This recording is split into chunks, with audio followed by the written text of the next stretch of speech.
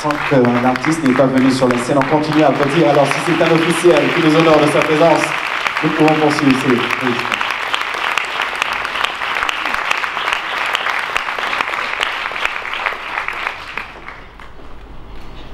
On va applaudir Eric.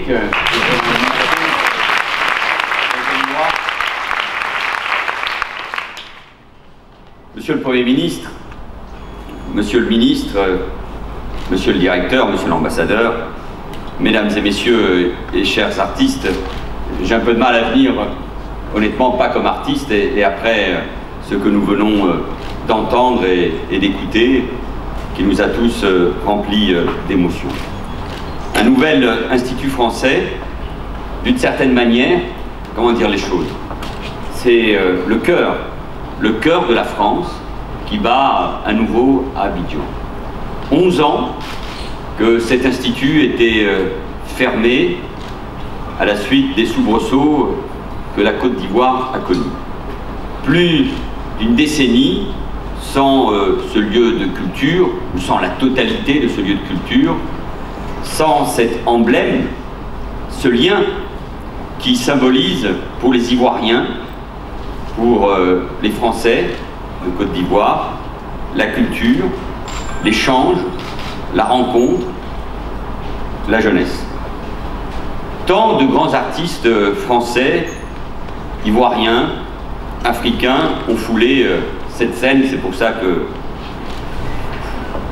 je la foule avec beaucoup d'humilité. Aznavour, Johnny Hallyday, Manu Dibango, Youssou N'Dour, Salif Keïta, pour ne rappeler que quelques noms illustres. C'est une nouvelle génération d'artistes, là aussi, français et ivoiriens, qui s'avancent, impatients de se retrouver et de reprendre possession de ces murs, de cette salle mythique, de faire résonner leur musique, leur voix, nous venons d'en entendre, leur poésie, leur création, leur imagination, faire revivre ce lieu, donner une nouvelle âme à l'Institut français de Côte d'Ivoire. C'était un impératif. Car la culture, la langue et la culture est la plus belle des langues entre les peuples. La culture, la langue sont des trésors que nous partageons de génération en génération. Cet après-midi, devant vous, à la fin de ce déplacement, de cette visite, ce parcours, non seulement en Côte d'Ivoire, mais en Afrique de l'Ouest, j'ai envie de vous parler de la jeune génération. Nous l'abordions tout à l'heure avec le président Ouattara et avec le Premier ministre Duncan. La Côte d'Ivoire est un pays très jeune. 75% de sa population, c'est la jeunesse. Mais j'ai envie de vous parler de la jeunesse ivoirienne et de la jeunesse française. Ce lieu est pour elles deux, pour les autres aussi, bien sûr, ils sont les bienvenus. Mais d'abord, pour la jeunesse. Ce lieu est leur maison commune. Parce que je crois bien connaître l'Afrique. Je sais combien sa jeunesse a soif d'engagement, de reconnaissance, de modernité. Elle regarde vers l'Afrique où il y a tant d'opportunités, bien sûr, mais elle regarde aussi vers l'Europe et vers le monde. Elle est surtout connectée. C'est ça le grand changement, c'est ça le nouveau monde. Elle est connectée, elle est sur les réseaux sociaux. Et moi, je veux du fond du cœur que cette jeunesse continue de se tourner vers la France.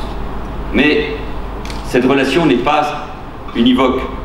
La jeunesse de France doit aussi, elle, regarder vers l'Afrique de l'Ouest, vers la Côte d'Ivoire. Car l'Afrique, je ne cesse de le dire depuis que je suis arrivé en Afrique, d'abord au Togo et ensuite au Ghana, puis ici, en Côte d'Ivoire, car l'Afrique, c'est l'avenir de l'Europe. Et ces 3 jours ont continué de forger chez moi cette conviction. L'Afrique, c'est le continent de l'avenir. Et c'est déjà le continent du présent. C'était déjà le continent d'hier. C'est pour cela que l'Afrique n'est jamais sortie de l'histoire, parce que nous venons précisément tous de l'Afrique. La France doit mieux comprendre ce qui se passe ici, chez vous, dans cette Afrique qui vibre, qui crée, dans cette Afrique effervescente. Le grand dessein pour la France, pour l'Europe, et le grand dessein d'abord pour la France et pour l'Afrique, c'est la mobilité, c'est l'échange. La mobilité des artistes, la mobilité des étudiants, la mobilité des entrepreneurs, la mobilité des créateurs, de jeunes pousses, de start-up. Dès que je suis devenu ministre de l'Intérieur en 2012, parce que c'était aussi un engagement du président de la République, nous avons pris cette décision. Lever les obstacles absurdes qui entravaient la venue d'étudiants étrangers en France, et en particulier celle des étudiants africains. On ne bloque pas ainsi l'intelligence, l'envie d'étudier, de venir se former. J'ai déjà fait une proposition, et je la répète, je la rappelle devant vous, parce que j'y crois profondément. Parce qu'aujourd'hui l'Europe se recherche, parce qu'elle est en crise, parce qu'elle est en quête de sens d'identité, parce qu'elle est même menacée de dislocation. Elle a besoin d'un projet, et cela doit être d'abord un projet de civilisation. Bien sûr, il y a la sécurité de nos frontières, bien sûr, il y a l'intégration de notre économie. Partageons d'ailleurs ces préoccupations avec l'Afrique de l'Ouest, mais tout projet politique doit reposer d'abord sur un projet de civilisation, doit reposer sur un projet culturel, sur un projet humain qui parle aux citoyens, aux hommes et aux femmes. Et il faut un programme de grande ambition entre l'Europe et l'Afrique sur le modèle d'Erasmus. Ce dispositif qui a permis tant d'échanges entre étudiants européens et entre pays européens, qui aujourd'hui doit être prolongé en Europe pour les apprentis. Eh bien, il faut ce modèle aussi, ce dispositif entre l'Europe et l'Afrique. Cette magnifique réussite Erasmus, qui a donc transformé la jeunesse européenne, en permettant à des jeunes d'Europe de se rencontrer, de se découvrir, de voir le monde différemment. Moi, je veux un Erasmus euro-africain. Et il faudra d'ailleurs sans doute lui trouver un autre nom.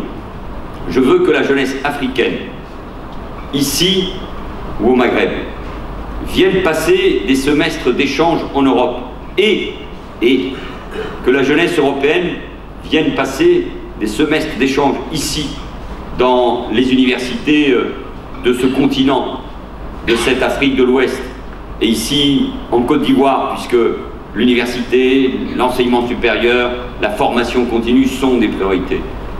La France et la Côte d'Ivoire peuvent porter ensemble ce beau projet.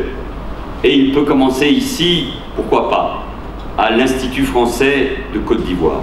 Déjà, les étudiants ivoiriens viennent s'y renseigner sur les études en France, viennent fréquenter la bibliothèque, la médiathèque. Nous l'avons visitée tout à l'heure, l'une des plus grandes de la région. Et quand on rentre dans une bibliothèque et dans une médiathèque, c'est toujours un moment d'émotion. Bien sûr, aujourd'hui, il y a le numérique qui démultiplie les possibilités. Mais il n'y a rien de plus beau qu'une bibliothèque, qu'une médiathèque. Que cela permet de se rencontrer, de toucher les livres, d'apprendre, on nous le rappelait, le français. Et c'est parce que